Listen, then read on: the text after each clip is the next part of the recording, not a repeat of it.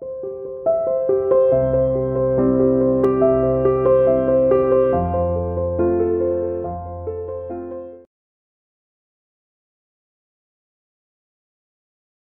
Students, welcome to CR international online classes. बेटा आज हम पढ़ेंगे क्यूब रूट। क्यूब रूट में हमने कुछ सम्स कल कर लिए थे एक्सरसाइज 4 के। आज हम उसके आगे के क्वेश्चंस को कंटिन्यू करेंगे। Now open your maths book, exercise 4, question number 8। Question number 7 तक हमारे हो गए थे कल। आज हम करेंगे क्वेश्चन नंबर 8 एक्सरसाइज 4 में। क्वेश्चन नंबर 8 है हमारा, show that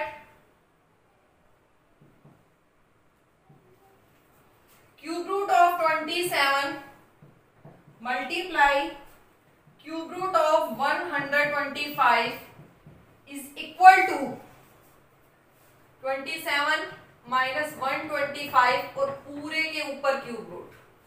हमने ये प्रूफ करना है इस क्वेश्चन में। हमने लेफ्ट हैंड साइड को राइट हैंड साइड के इक्वल प्रूफ करना है। तो देखिए बेटा, हम इसमें प्रूफ करने के लिए सबसे पहले लेफ्ट हैंड साइड लेते हैं। लेफ्ट हैंड साइड में दिया हुआ है 27 का क्यूब रूट मल्टीप्लाई में 125 का क्यूब रूट। तो देखिए बेटा, 27 का क्यूब रूट निकालेंगे। सबसे पहले हम 27 का रफ में क्यूब रूट निकाल लेते हैं। तो देखिए हम निकालते हैं यहाँ पर प्राइम फैक्टराइजेशन मेथड से। आपको प्राइम फैक्टर्स करने आते हैं। देखिए 3 इंटू 3 इंटू 3 का एक ट्रिपलेट मिल गया। तो आंसर कितना आ गया हमारा? 3 आ गया। 27 का क्यूब रूट निकाला तो आया हमारा 3। उसके बाद 125 का निकालते हैं। तो ये फैक्टर्स बन गए 5 इंटू 5 इंटू 5। इसमें भी 5 का एक ट्रिपलेट मिल गया। तो इसका क्यूब रूट कितना आ गया? 5 आ गया हमारा। ठीक है। अब लेफ्ट हैंड साइड में 27 का क्यूब रूट मल्टीप्लाई में 125 का क्यूब रूट है। तो 27 का क्यूब रूट आया 3, हमने पुट कर दिया, और 125 का क्यूब रूट आया 5। तो 3 मल्टीप्लाई 5 यानी कि कितना आ गया आंसर? 15। तो लेफ्ट हैंड साइड तो आ गई 3 मल्टीप्लाई 5 यानी कि 15। उसके बाद अब हम देखते हैं इसकी राइट हैंड साइड को प्रूफ करते हैं। अब राइट हैंड साइड में दिया हुआ है 27 मल्टीप्लाई 125 और पूरे के ऊपर क्यूब रूट है। तो देखिए बेटा, सबसे पहले हम क्या करते हैं, राइट हैंड साइड में 27 को और 125 को आपस में मल्टीप्लाई कर लेते हैं दोनों को। जब हम दोनों को मल्टीप्लाई करेंगे तो आएगा 3375। तो हमने मल्टीप्लाई कर दिया सबसे पहले राइट हैंड साइड में। अब 3375 का क्यूब रूट निकालते हैं हम प्राइम फैक्टराइजेशन मेथड से। इसके प्राइम फैक्टर्स करते हैं। 3 पे जाएगा, अगेन ये 3 पे जाएगा, ये फिर 3 पे जाएगा, 3 2 6, 3 5 15। अब ये 5 पे जाएगा, फिर ये 5 पे जाएगा। तो हमने इसके प्राइम फैक्टर्स कर लिए। आ गया 3 मल्टीप्लाई 3 मल्टीप्लाई 3, 5 मल्टीप्लाई 5 मल्टीप्लाई 5। यहाँ 3 का एक ट्रिपलेट मिला और एक 5 का ट्रिपलेट मिला हमारे को। तो इसका क्यूब रूट जब हमने निकाला तो इसके प्लेस पर आ गया 3 और इसका आ गया 5। तो 3 5 15। तो जब हमने लेफ्ट हैंड साइड में क्यूब रूट निकाला 27 का अलग और 125 का अलग, और उसके बाद दोनों को मल्टीप्लाई करा तो आया था 15। इसी तरह से राइट हैंड साइड में हमें पहले दोनों को मल्टीप्लाई करा और उसके बाद उसका क्यूब रूट निकाला तो भी आंसर 15 ही आया। यानी कि left hand side right hand side के क्या आ गई? बिल्कुल इक्वल आ गई। तो हमने जो है लेफ्ट हैंड साइड को राइट हैंड साइड के इक्वल प्रूफ कर दिया। तो हमारा ये क्वेश्चन जो है, क्वेश्चन नंबर 8 प्रूफ हो गया कि ये साइड जो है इसके इक्वल है। क्लियर? 15 इक्वल टू 15 आ गया। इसके बाद देखते हैं क्वेश्चन नंबर 9। क्वेश्चन नंबर 9 देखिए बेटा, क्वेश्चन नंबर 9 में लिखा हुआ है फाइंड द वैल्यू ऑफ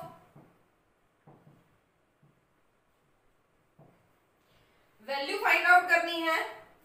इसकी फर्स्ट पार्ट है हमारा 392 के ऊपर क्यूब रूट का साइन लगा हुआ है, मल्टीप्लाई 448 के ऊपर भी क्यूब रूट का साइन लगा हुआ, और ये दोनों मल्टीप्लाई हो रहे हैं। इसकी वैल्यू फाइंड आउट करनी है हमारे को क्वेश्चन नंबर 9 के अंदर।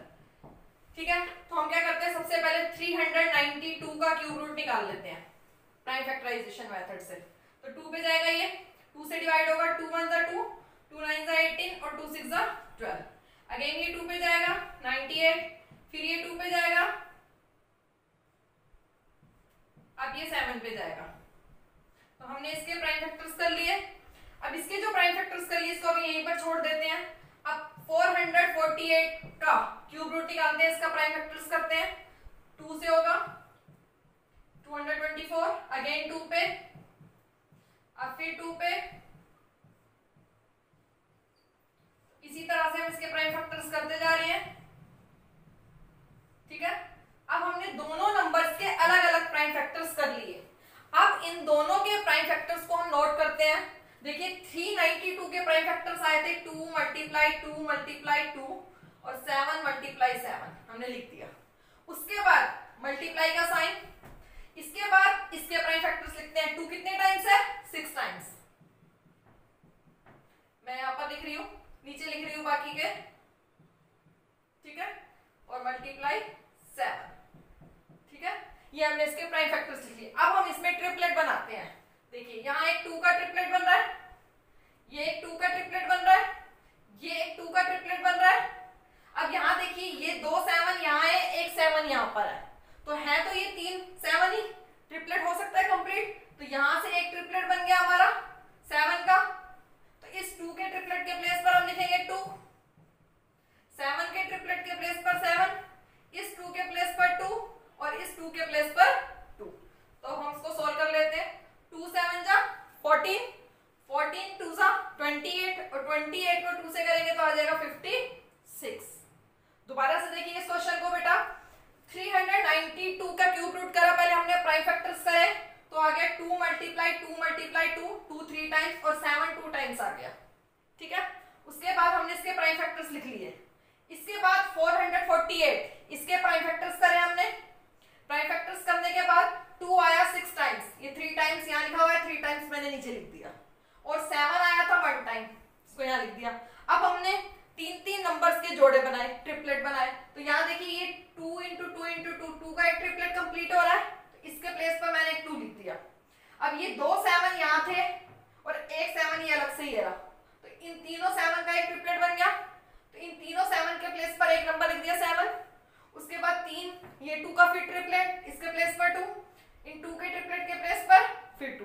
अब हमने इन सबको मल्टीप्लाई कर लिया तो आ गया हमारा 56।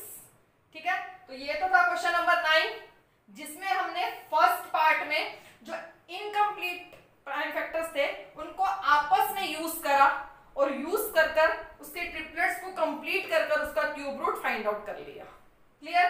तो क्वेश्चन नंबर 9 का फर्स्ट पार्ट मैंने आपको करा दिया है, सेकेंड पार्ट बेटा आप खुद करेंगे। अब इसके बाद देखते हैं question number 10। Question number 10, find the smallest number by which 17,496, एक नंबर दिया हुआ है 17,496। वो कह रहा है ये एक परफेक्ट क्यूब नहीं है, इसको हम किस नंबर से डिवाइड करें कि ये परफेक्ट क्यूब बन जाए। तो देखिए बेटा, पहले इसके प्राइम फैक्टर्स कर लेते हैं और देखते हैं क्या ये परफेक्ट क्यूब है या नहीं है। तो ये 2 से होगा, 2 8 जा 16, 2 7 जा 14, 2 4 जा 8 और 2 8 जा 16। अगेन 2 पे होगा, 2 4 जा 8, 2 3 जा 6, 2 7 जा 14 और 2 4 जा 8। फिर 2 पे 2 2 जा 4, 2 1 जा 2, 2 8 जा 16, 2 7 जा 14।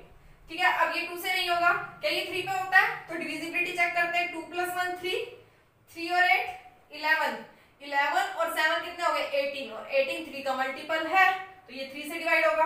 अब हम 3 पे करते हैं। 3 7 जा 21, उसके बाद 3 2 जा 6, 3 9 जा 27। अगेन ये 3 पे होगा, 3 2 जा 6, 3 4 जा 12, 3 3 जा 9। अब फिर ये 3 से होगा 81, अगेन 3 पे होगा, फिर दोबारा 3 पे जाएगा। तो हमने इसके प्राइम फैक्टर्स कर दिए। अब हम इसके प्राइम फैक्टर्स लिख लेते हैं। 2 मल्टीप्लाई 2 मल्टीप्लाई 2, 2 3 टाइम्स है, और 3 कितने बार है? 1 2 3 4 5 6 7, 7 टाइम्स आ रहा है 3। तो हम लिख लेते हैं इसके प्राइम फैक्टर्स 1 2 3 4 5 6 और ये 7। हमने इसके प्राइम फैक्टर्स लिख लिए। अब हम इसमें ट्रिपलेट बनाते हैं। तो देखिए ये 2 का ट्रिपलेट कंप्लीट हो रहा है, ये 3 का ट्रिपलेट कंप्लीट हो रहा है, यहाँ पर ये 3 का ट्रिपलेट कंप्लीट हो रहा है। तो यहाँ देखिए ये 3 एक्स्ट्रा आ रहा है, हमारा एक नंबर एक्स्ट्रा आ रहा है। तो वो ये कह रहा है क्या ये परफेक्ट क्यूब है? तो हम लिखेंगे ये परफेक्ट क्यूब नहीं है, क्यूब नहीं है। अब वो कह रहा है इसमें हम कौन सा नंबर रिमूव करें, यानी कि इसको हम किस नंबर से डिवाइड करें कि ये परफेक्ट क्यूब बन जाए। अगर मैं इस 3 को रिमूव कर दूं इस क्वेश्चन में से, इसके प्राइम फैक्टर में से इस 3 को हटा दूं, तो ये हमारे ट्रिपलेट कंप्लीट हो रहे हैं, तो यानी कि ये परफेक्ट क्यूब है। तो 3 हमारा एक्स्ट्रा है, तो हम लिखेंगे 3 is the smallest number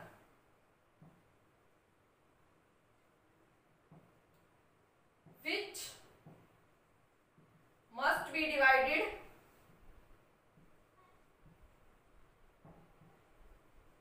by 17,496 to get a perfect cube.